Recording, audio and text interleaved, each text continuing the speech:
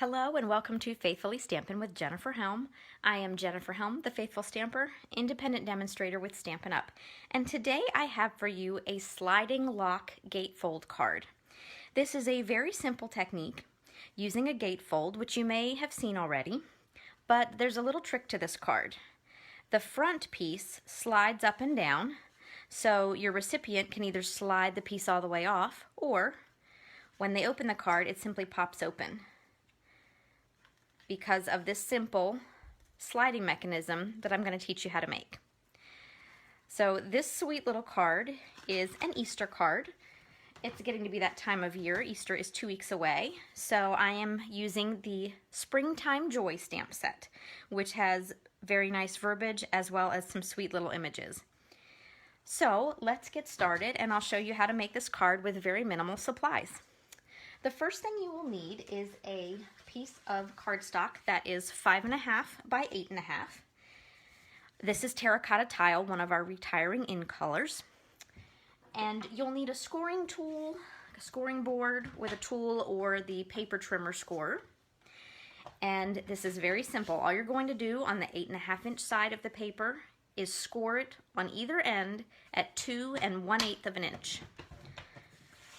So there's one end. I'm going to rotate the paper and score again. And that is all this cutting and scoring that I need to do for this card. Now you'll need 2 strips of designer series paper that measure 2 inches wide by 5 3/8 of an inch tall.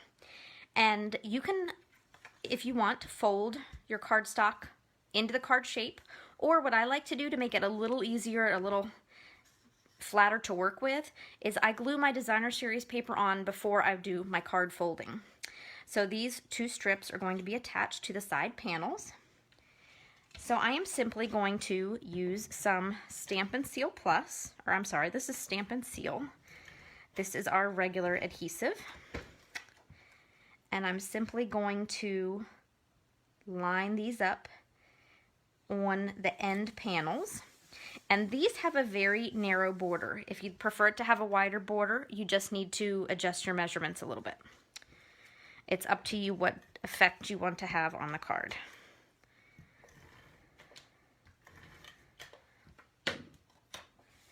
And if you're worried about lining up your designer series paper, put one panel on, go ahead and fold the card, and then you'll be able to position your designer series paper nice and equal. I am going to wing this because it's such a narrow border. I can pretty much eyeball it. And then when I fold these, they meet in the middle and I have my little gatefold established. So the next thing I am going to do is some stamping. And I'm going to start with my envelope. The stamps for this set are red rubber cling stamps, so I don't need any cushion. I can work right on my tabletop. And I'm going to use my Stampin' Blends to color these images. So I'm going to use Memento ink to stamp these images. So a little tapping, and I'm going to go ahead and just stamp and set this to the side for 1 minute while I continue my stamping. So that was my envelope and the sassy little chick, as I like to call him. For my insert, I am going to stamp this adorable little bunny. I think she's my favorite from the set. And you can always check and see if you've got enough ink, and if you're not sure, tap it again. Just don't smush into your ink pad.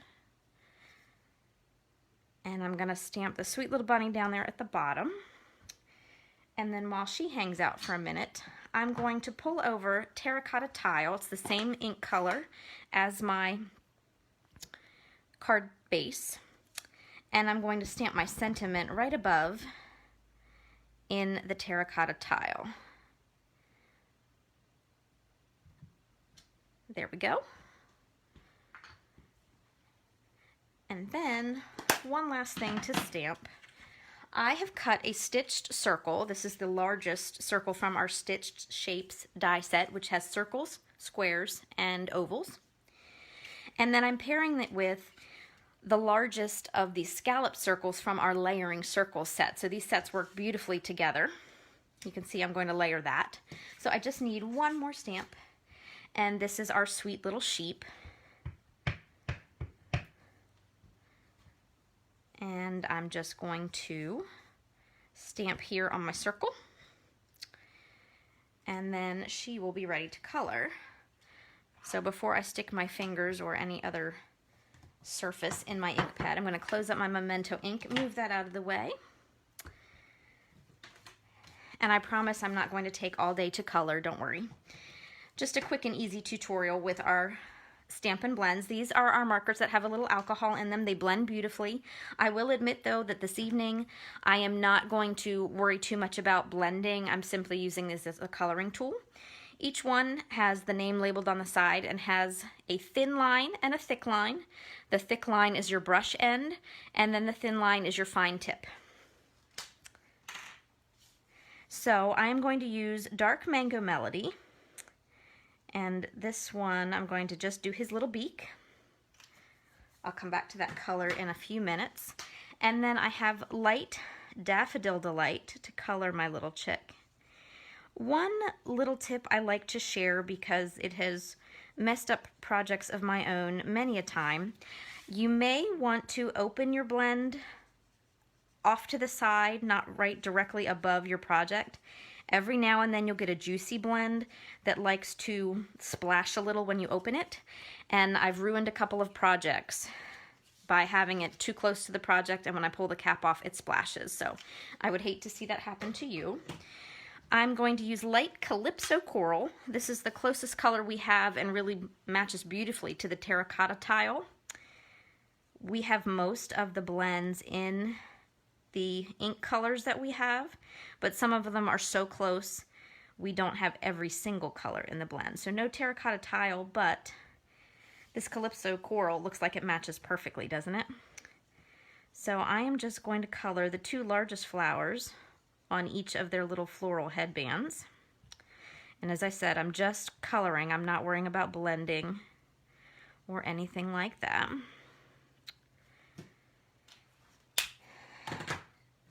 Now I'm going to bring back over my Daffodil Delight and just color in the other flowers on the head pieces. Nice and simple. These images are so adorable. Now I'm going to bring over my Dark Mango Melody again. On the smaller headband with the little rabbit, you almost don't need to fill in the centers of the flower. There's a little more white space on the larger one here on the sheep. So I'm just putting a tiny dot in the center of those flowers. Now, before I forget, I'm going to take Light Smoky Slate and color the hooves of my sheep. If I'm going to forget anything, it will be to color the hooves. And I don't like them too dark, so I like the smoky slate. Now I'm going to use Dark Mint Macaron, which I want to call macaroon all the time. And these I'm going to quickly color the leaves on the little floral head pieces. Just for a little color. I didn't want them too dark. I wanted to keep the light spring colors going.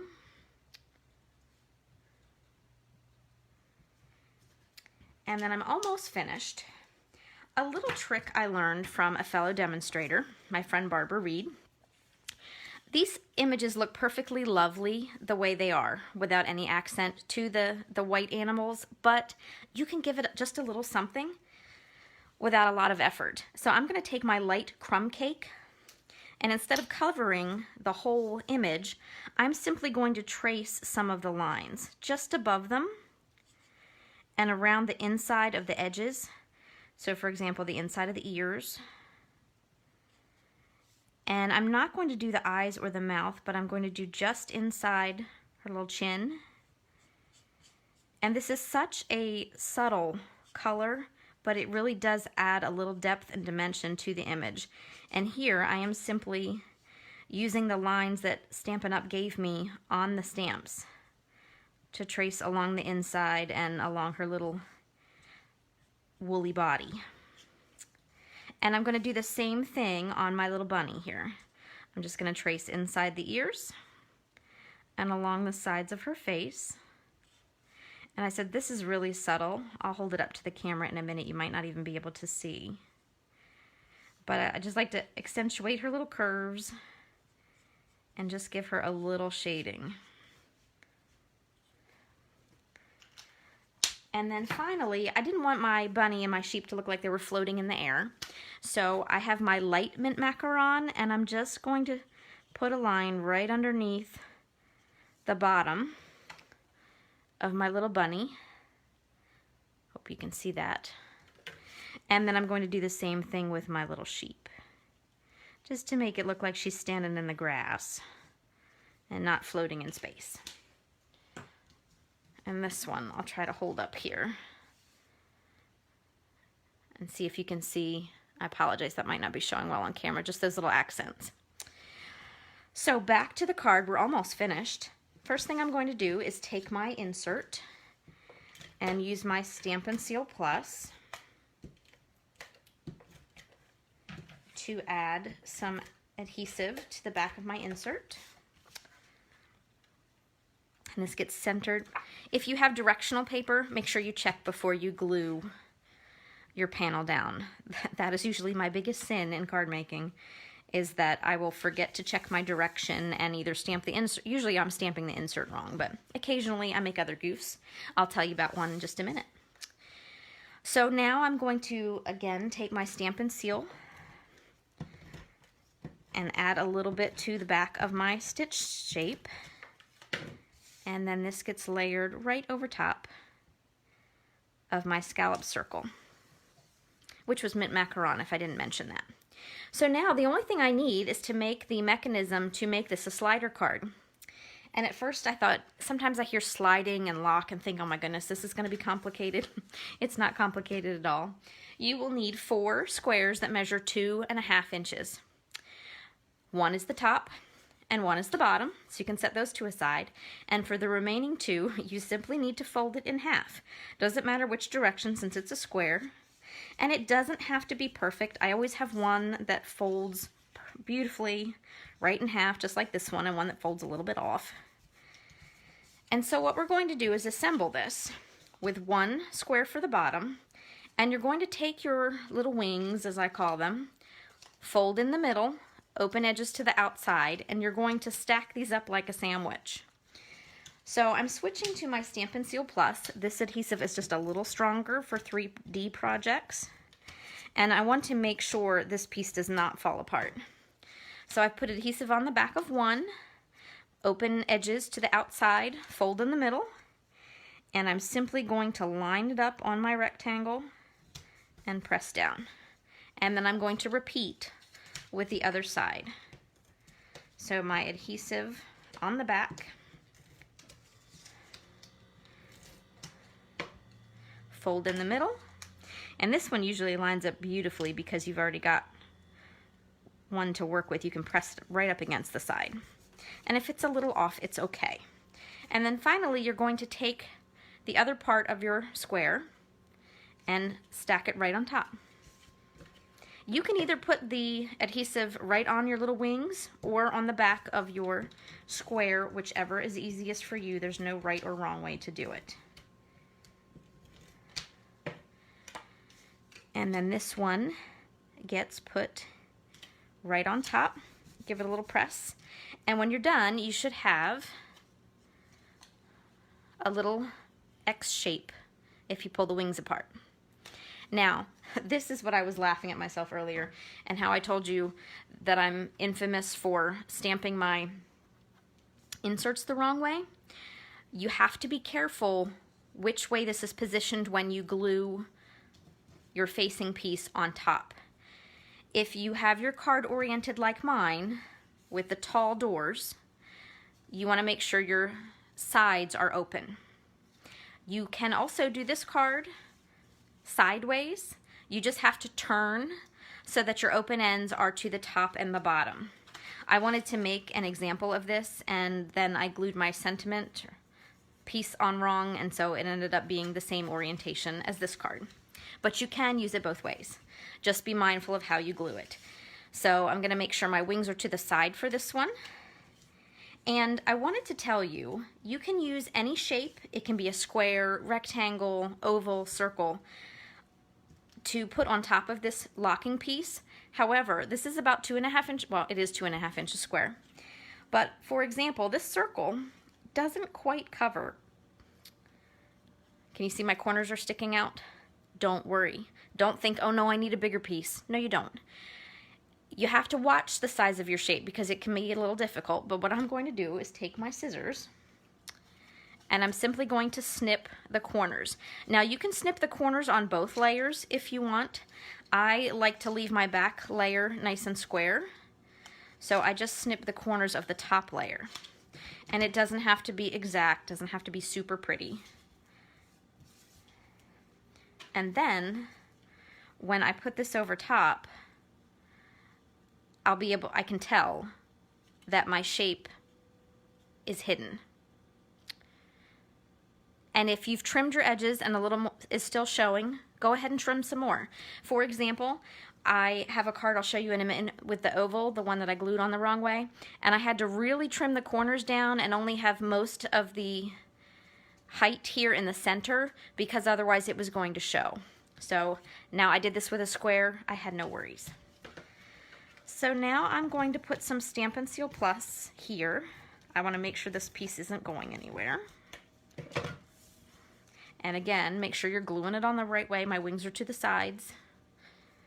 And I'm simply going to put my little lamb to make sure it's straight right on top.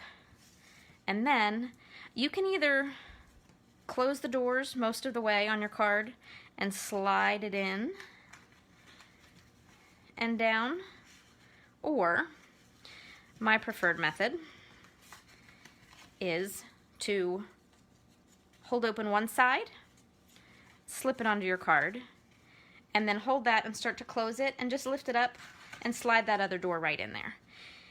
And as I mentioned in the beginning, the great part about this card is it's not complicated enough that your recipient won't know how to open it. They'll go to open it like a regular card because they'll see the little doors, and then they can very easily figure out how to put it back together. So there is our sliding lock gatefold card.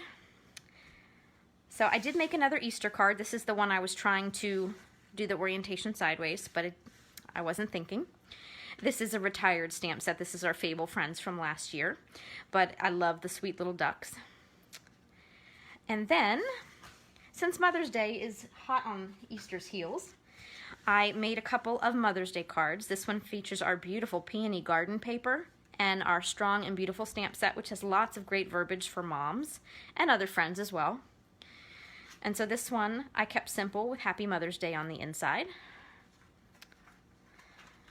and coordinating colors. And then last but not least, I used our wrapped bouquet set along with some retired designer series paper from our celebration in January and February. And this card, I didn't have to trim the edges because my square perfectly hid my locking mechanism. And I did pop this die cut on dimensionals, but the squares are layered flat. So you can add dimensionals if you want, totally up to you. And then I stamped my message and my design on the inside. So there you have a quick and easy sliding lock card. I hope you enjoyed making this cards. If you do not currently have a demonstrator you're working with, I would love to help you out in any way, or if you'd like to see a paper catalog, I'm always one to like a paper catalog in my hands. Feel free to reach out for me. I'd be happy to send you one. You can find me on Facebook at The Faithful Stamper, and I do videos every Monday and Friday evening. They're live on my Facebook page. I'd love it if you would subscribe to this YouTube channel so that you can catch all my crafting videos. Thanks so much for watching, and happy crafting!